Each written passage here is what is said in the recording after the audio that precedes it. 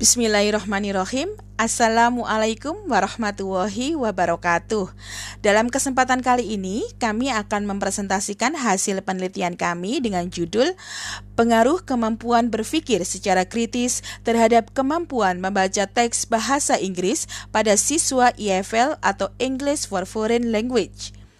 Hasil penelitian ini disusun oleh Noviatul Rohma MPD sebagai ketua dan Nur Cahyadi SSTMM sebagai anggota. Baiklah, kita menuju ke bab 1 yaitu latar belakang penelitian. Ada 3 poin yang akan dibahas di latar belakang penelitian ini, yaitu yang pertama adalah kebiasaan membaca di Indonesia. Membaca adalah salah satu kemampuan berbahasa yang sangat penting. Akan tetapi, hal tersebut tidaklah mudah dilakukan oleh siswa. Salah satu survei yang dilakukan oleh Badan Pusat Statistik pada tahun 2018, sebanyak 91,68%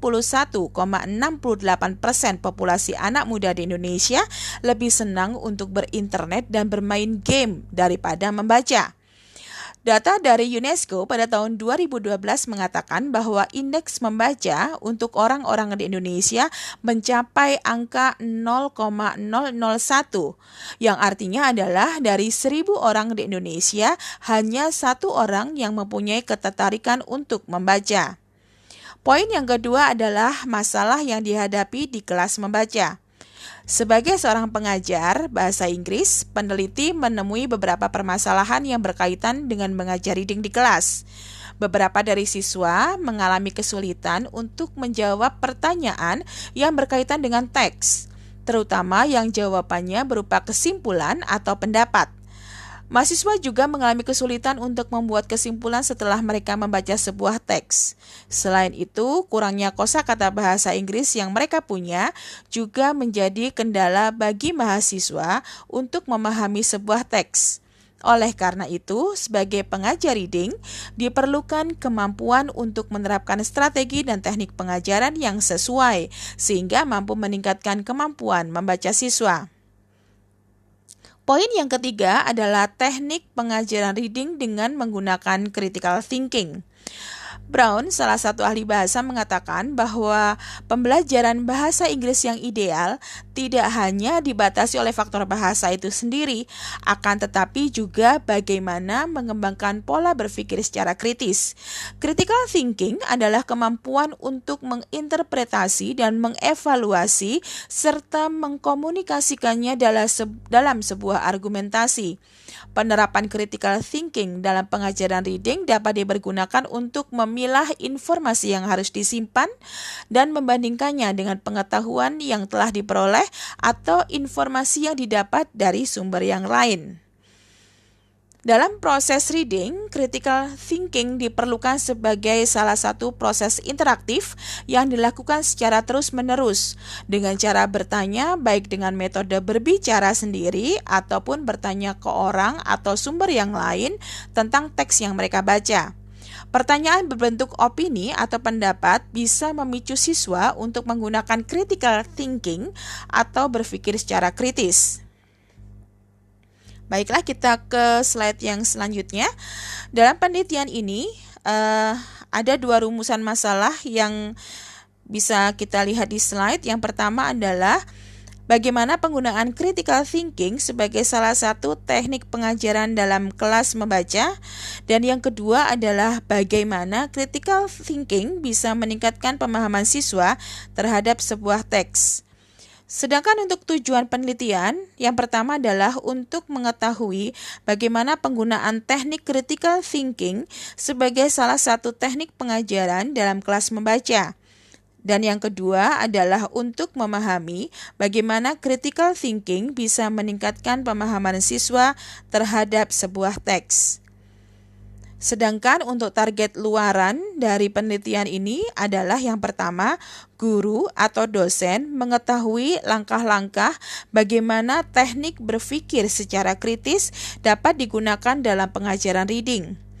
Yang kedua, setelah menggunakan critical thinking teknik, mahasiswa bisa memberikan opini tentang teks yang dibaca dengan menggunakan cara berpikir secara kritis.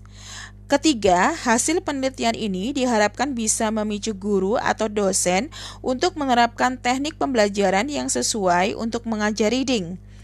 Yang keempat, hasil luaran dari penelitian ini sudah mendapatkan Letter of Acceptance dari Jurnal Jedlal, Prodi Pendidikan Bahasa Inggris Universitas Muhammadiyah Gresik. Kita menuju ke bab 2, yaitu tinjauan pustaka.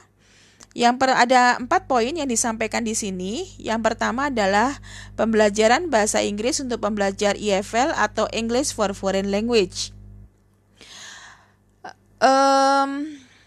Pembelajar bahasa Inggris sebagai bahasa asing atau EFL atau yang lebih kenal dengan English for Foreign Language mempunyai kemampuan yang rendah dalam memahami bacaan berbahasa Inggris.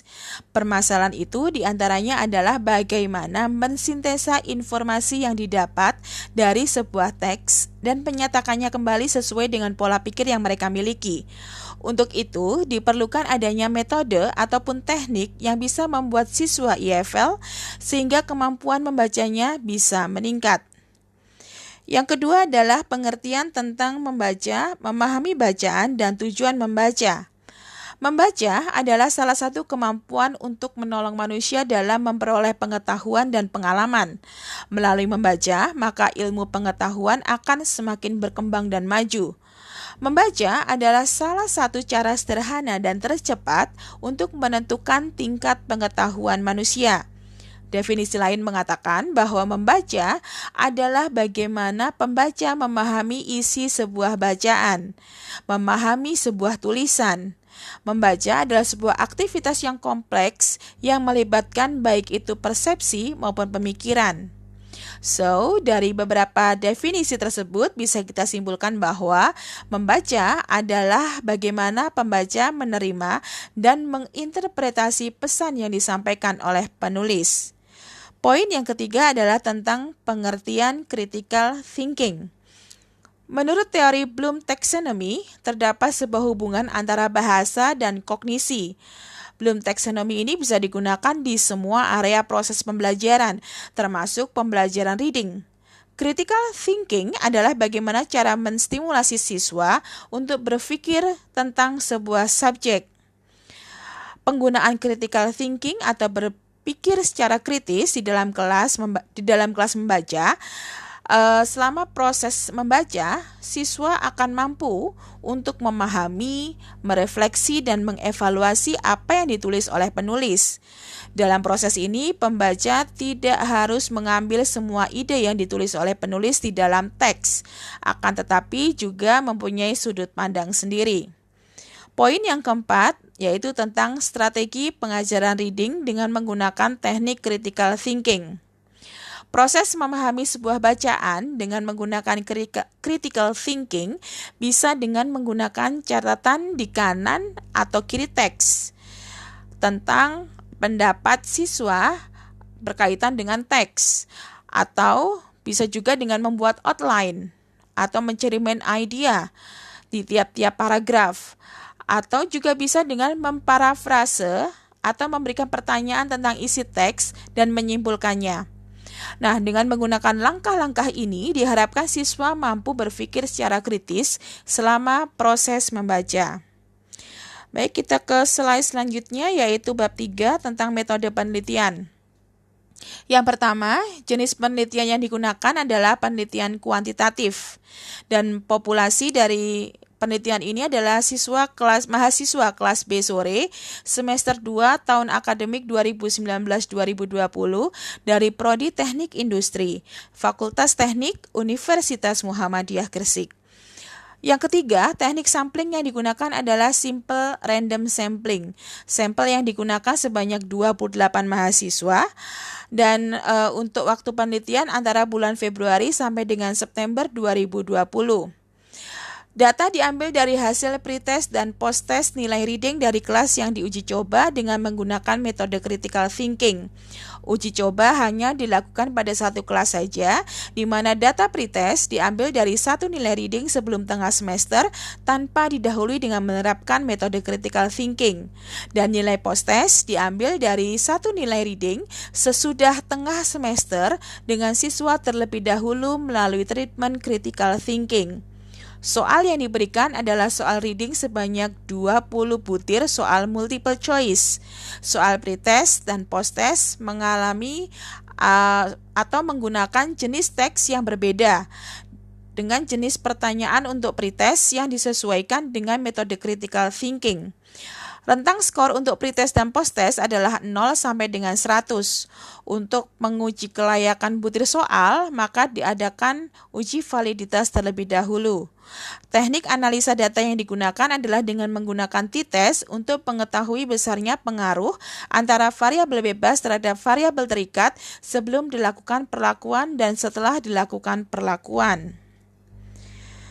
Nah, untuk bab 4 yaitu hasil dan pembahasan.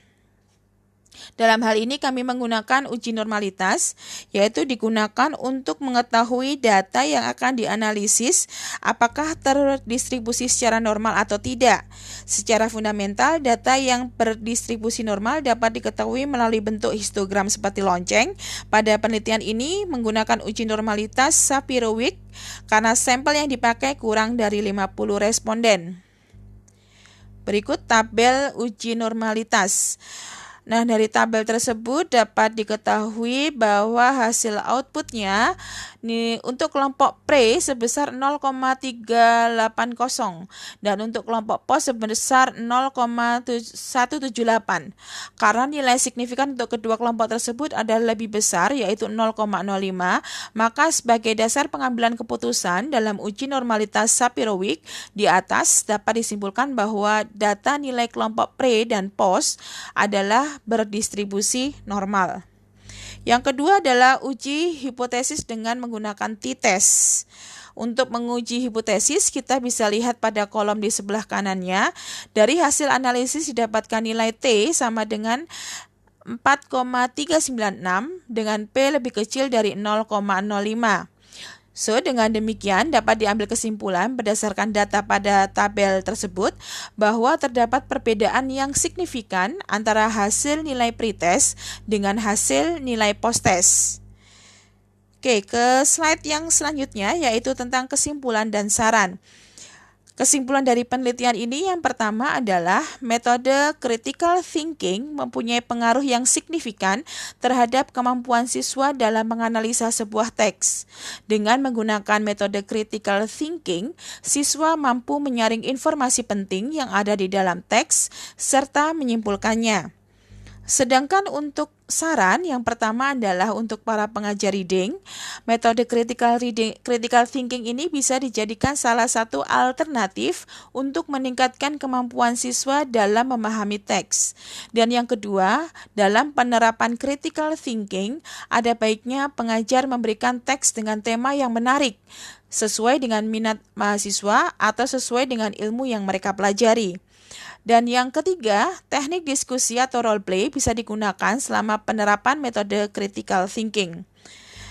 Baik, demikian presentasi hasil penelitian kami. Semoga bermanfaat. Terima kasih dan wassalamualaikum warahmatullahi wabarakatuh.